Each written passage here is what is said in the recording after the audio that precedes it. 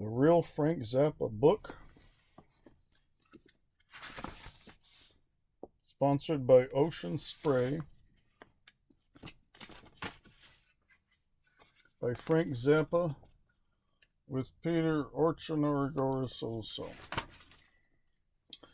This book is dedicated to Gail, the kids, Stephen Hawking, and Coco. Frank Zappa, August 23rd, 1988, 6:39 and 37 seconds. Copyright 1989.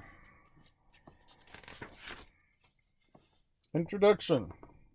Book. What book?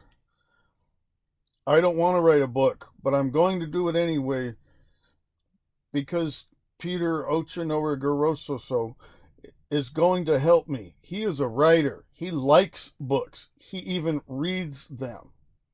I think it is good that books still exist, but they make me sleepy. The way we're going to do it is Peter will come to California and spend a few weeks recording answers to, quote, fascinating questions, end quote. Then the tapes will be transcribed. Peter will edit them, put them on floppy disks, send them back to me.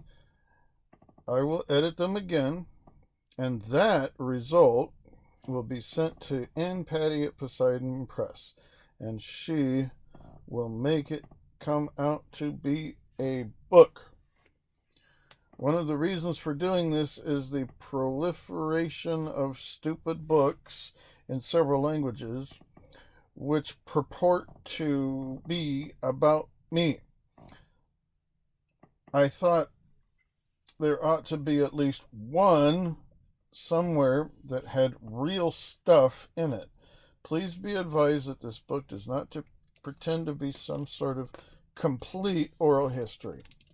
It is presented for consumption as entertainment only.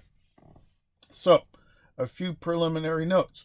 1. An autobiography is usually written by somebody who thinks his life is truly amazing. I do not think my life is as amazing in any sense. However, the opportunity to say stuff in print about tangible subjects is appealing. 2. Documents and or transcriptions will be labeled as such. 3. The epigraphs at the heads of chapters, publishers love those little things, were researched and inserted by Peter. I mention this because I wouldn't want anybody to think I sat around reading Flaubert, Twitchell, and Shakespeare all day. 4. If your name is in the book and you didn't want it to be there, or you don't like my comments, my apologies. 5.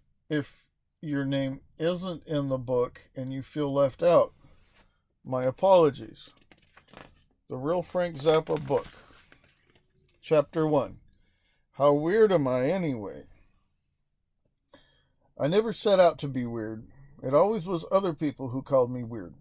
Frank Zappa, Baltimore Sun, October 12th, 1986. This book exists on the premise that somebody, somewhere, is interested in who I am, how I got that way, and what the fuck I'm talking about. To answer imaginary question number 1, let me begin explaining who I am not. Here are the 2 most popular Frank Zappa legends.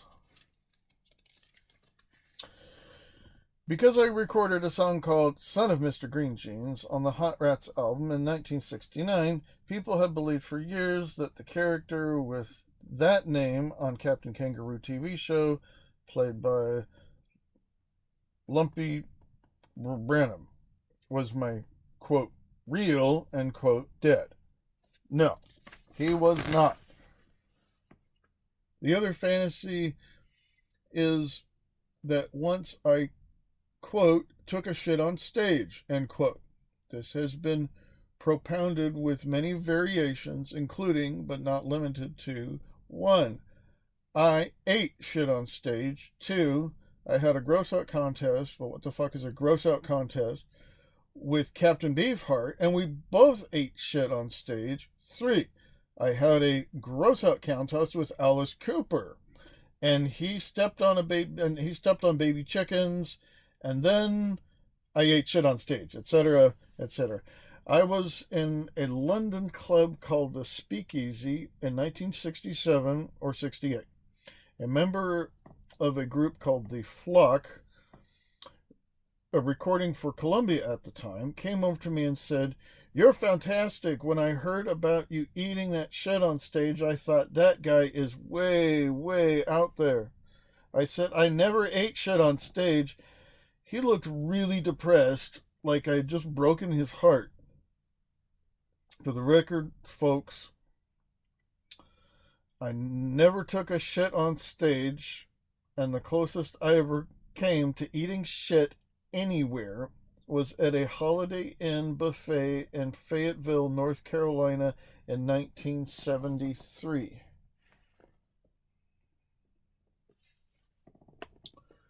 More important information for people who wonder what I eat. I wasn't crazy about most of the food my mother made, like pasta with lentils. That was one of the most hated dishes of my childhood.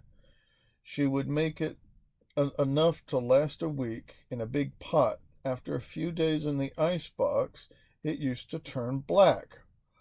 My favorite things to eat then were blueberry pie, fried oysters, and fried eels, but I used to love corn sandwiches. White bread with mashed potatoes with canned corn dumped on it. Every once in a while, we come back to this fascinating topic, since it seems to matter so much to certain people in the audience.